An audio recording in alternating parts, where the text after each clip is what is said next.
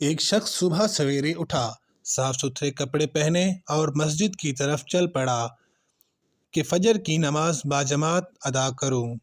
راستے میں ٹھوکر کھا کر گر پڑا اور سارے کپڑے کیچڑ سے بھر گئے۔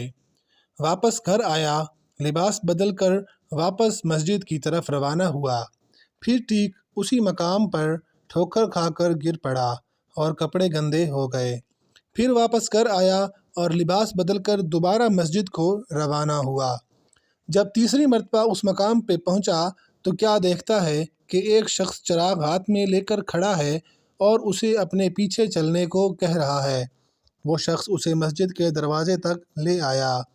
پہلے شخص نے اسے کہا کہ آپ بھی آ کر نماز پڑھ لیں۔ وہ خاموش رہا اور چراغ ہاتھ میں پکڑے کھڑا رہا، لیکن مسجد کے اندر داخل نہیں ہوا۔ 2-3 بار انکار پر اس نے پوچھا کہ آپ مسجد آ کر نماز کیوں نہیں پڑھ لیتے؟ تو دوسرے شخص نے کہا، اس لیے کہ میں ابلیس ہوں۔ پہلے شخص کی حیرانگی کی انتہا نہ رہی تھی۔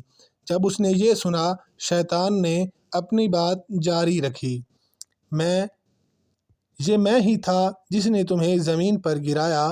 جب تم نے واپس گھر جا کر لباس تبدیل کیا اور دوبارہ مسجد کی جانب روانہ ہوئے تو اللہ نے تمہارے سارے گناہ بخش دیے۔ جب میں نے دوسری مرتبہ تمہیں گرایا اور تم دوبارہ لباس پہن کر مسجد کو روانہ ہوئے تو اللہ نے تمہارے سارے خاندان کے گناہ بھی بخش دیے۔